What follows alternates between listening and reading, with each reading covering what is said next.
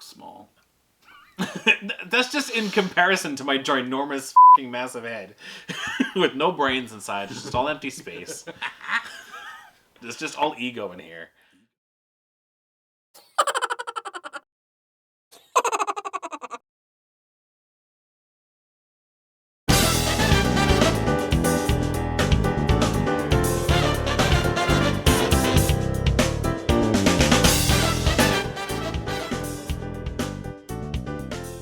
Welcome back to another episode of Basic Liches. I'm Wolf. I'm Kamo.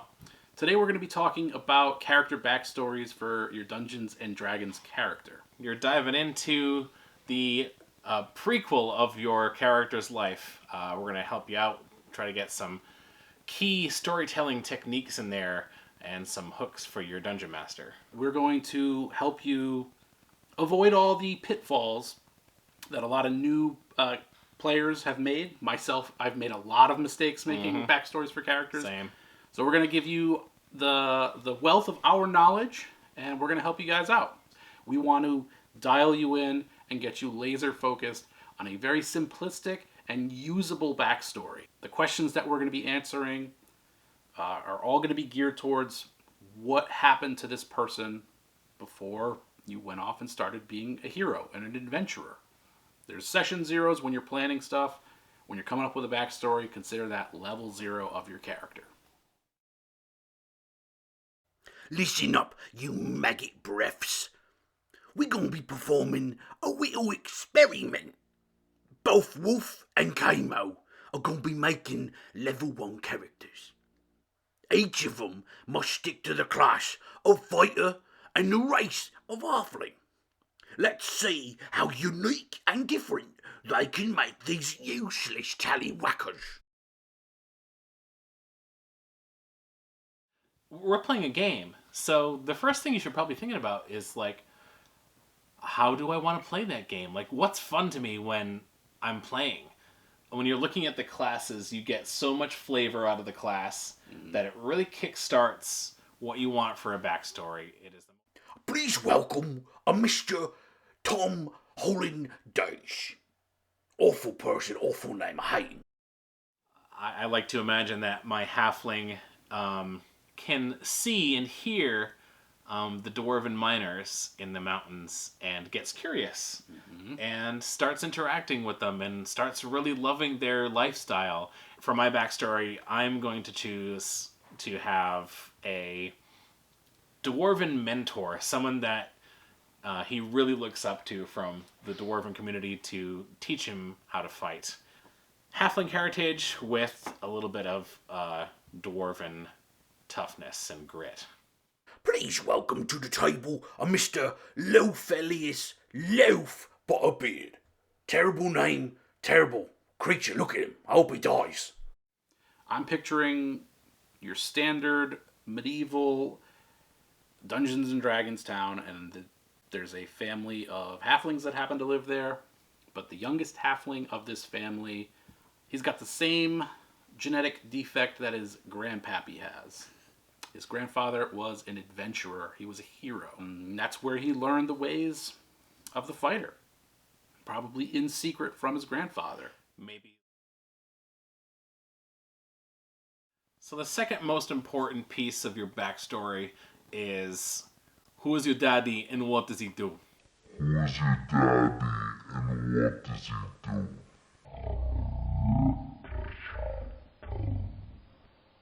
You need some kind of family ties in the world. It's so easy to fall into that trope of you've lost everyone and you're an orphan, and it's a strong story for a movie that has no supporting roles. You're not the main character. Yeah, You're one of the main characters, right? Yeah. And I know the big fear is that it's like, if I give you a family, you're just going to use it against me. Yes, and that's not true. That's not true. Not always It's a true. little true. No, but It's a grey area. if you don't have a bro, if you don't have a sis, have a buddy. People make friends. Have a child. Go Mandalorian. Go Lone Wolf and Cub, and you just have a baby with you. That's weird. Or maybe that's not even your own or your own race. That's weird and amazing, and I would love that if Someone's just like, hey, here's my character. I found a little goblin baby. Just saying. It can move things with its mind. Feel free to steal it. That's what D&D is.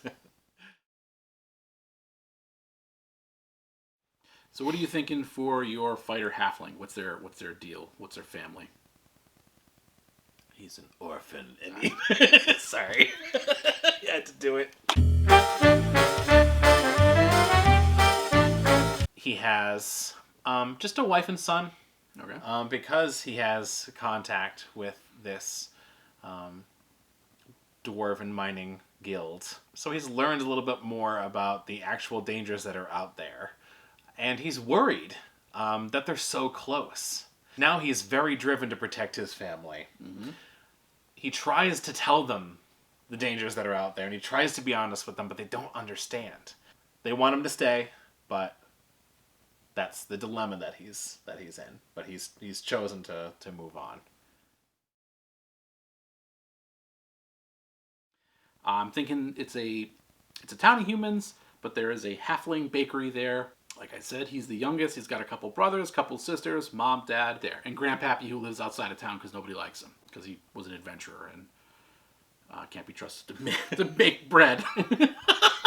He's got like a little Don Quixote in him where he's just stabbing people with a baguette. Some stale bread. Yeah. Begone, kobold! Gosh! Dad, just put the goddamn bread down. Go back to your paintings. That your tastefully erotic dwarven women.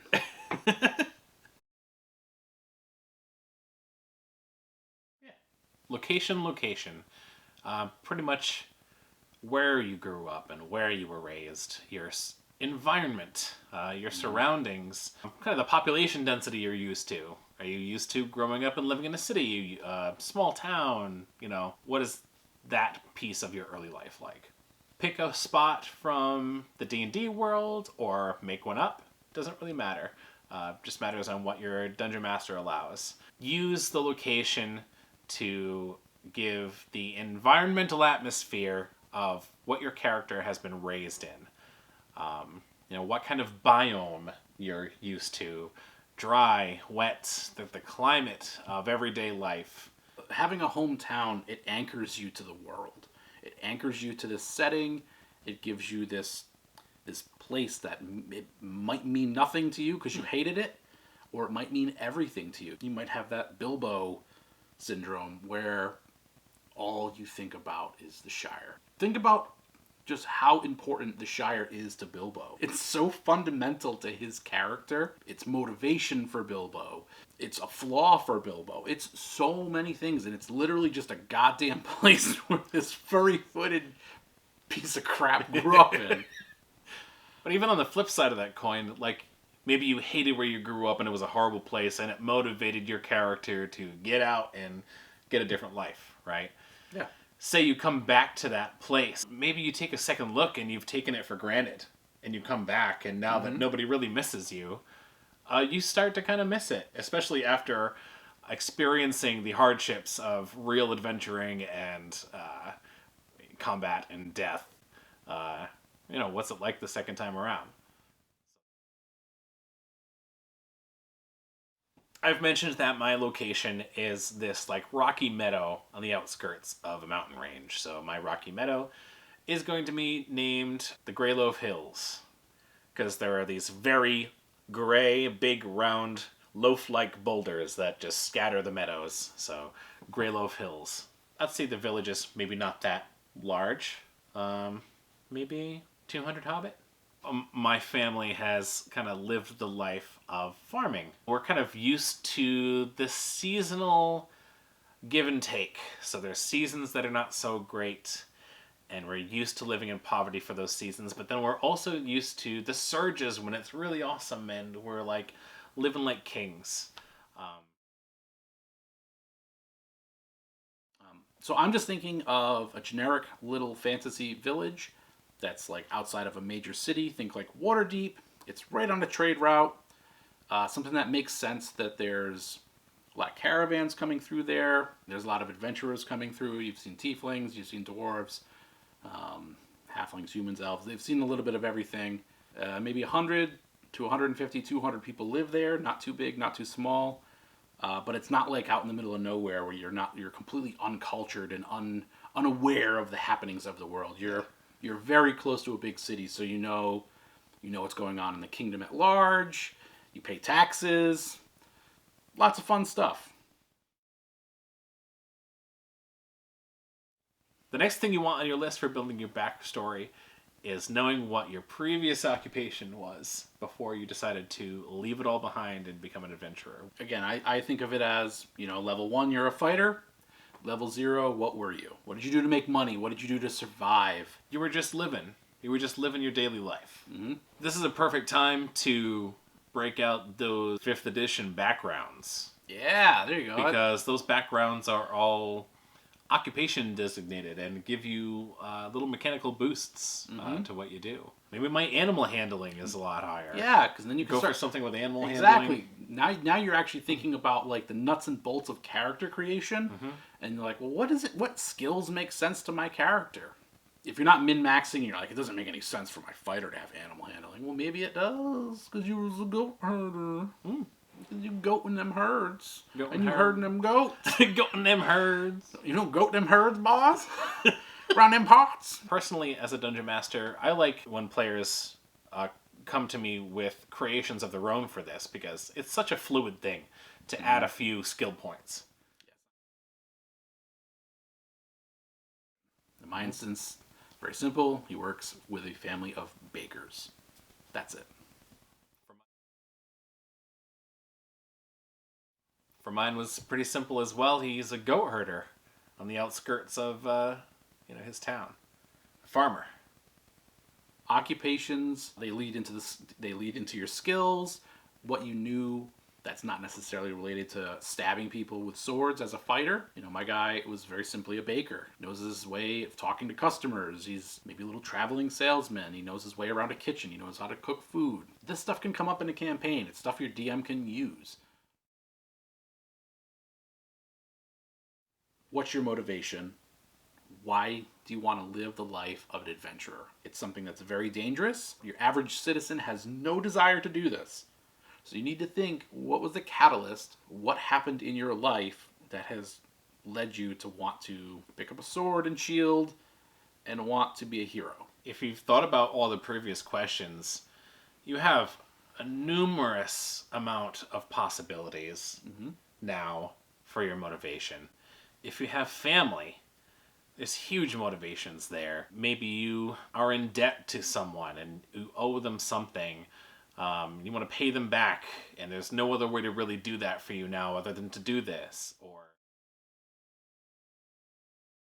slaver, he just wants to protect his family and his village, and no one else really sees the real dangers that threaten it. But he does. He kind of feels like he's obligated or needs to do this. This youngest halfling thinks that the best way that he can support his family is to go out and get treasures and artifacts like his grandpappy. He's like, selling bread. Like, you don't make bread that way.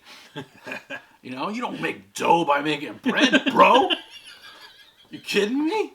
He's gonna go out and get like dragon's hordes and crap like that. He's got these grandiose dreams. He wants that glory. He wants that gold. He wants that paper.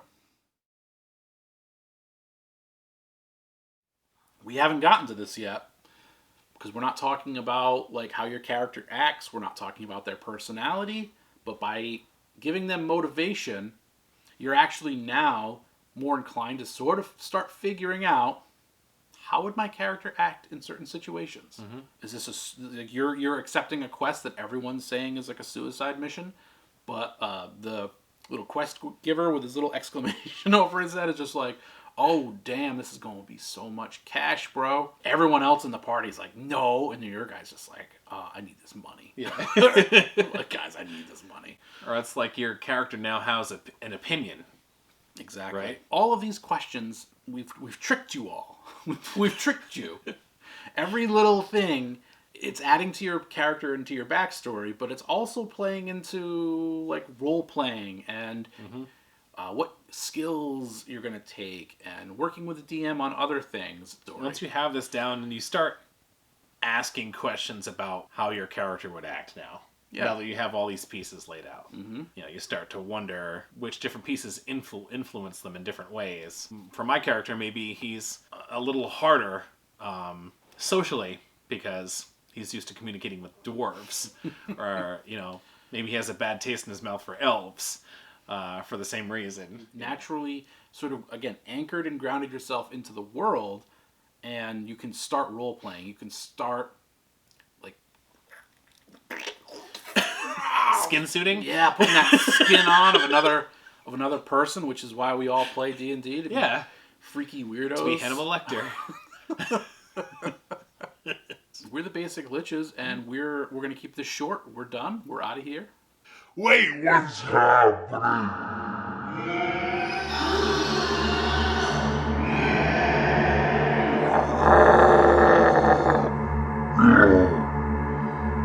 Wait, is that bonus content? It's bonus content. We gave you those 5 questions. Those are like the bare minimum. That's like hit the ground running, everything you need to get a character. We're going to give you that little bit of fluff, that little je ne sais quoi that's going to make your character sing. And that powdered sugar. Yeah. What your Dungeon Master needs is hooks and things to pull out of your story. Don't go overboard with how many you give him. Ask yourself what your character has lost, or what they've left behind, or unfinished business in your backstory. For my character, he left behind a wife and a child, and a farming business. My character is his father and mother have crippling gambling debt, and the bakery is actually bankrupt. Something great for the DM to play with. Yeah. But if you can, figure out a way to tie yourself to another player character. It could just be a scene about how you guys met. Maybe you're actually related. Talk to another player. Come up with an idea.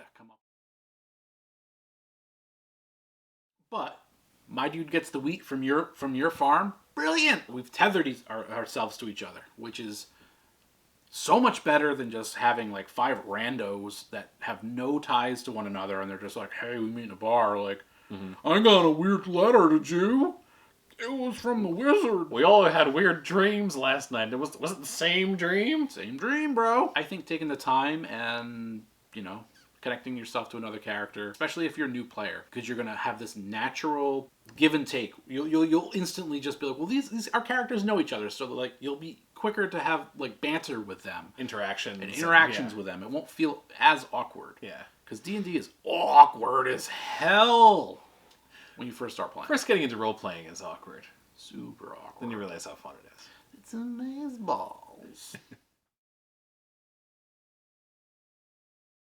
And the last bonus is to personalize something important for your character. An ideal, an idol, an item, a weapon. Sure, any of that stuff. I always throw some kind of weapon or something tangible to my character's backstory.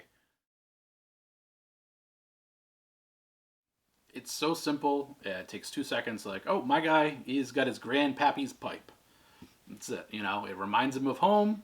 Maybe his grandfather gave him some pipe weed. It's like his favorite brand. And whenever you go to like new towns, you like have to get that.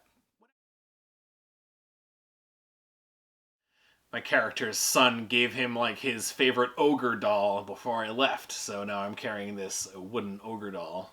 You're getting into the habit of thinking outside of stats and numbers, and you're actually thinking about creating a well-rounded character that should exist in a fantasy world, which is made up and BS and not real.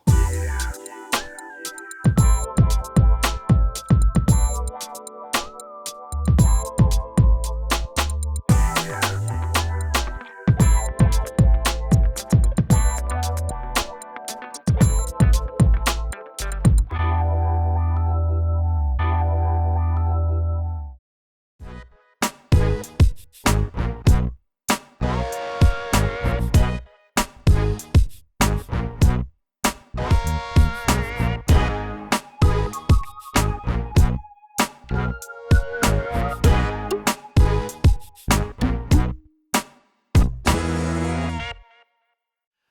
right, guys, that's it for our episode. We're the Basic Liches. Go out there, go make them characters, make some backstories, have a blast.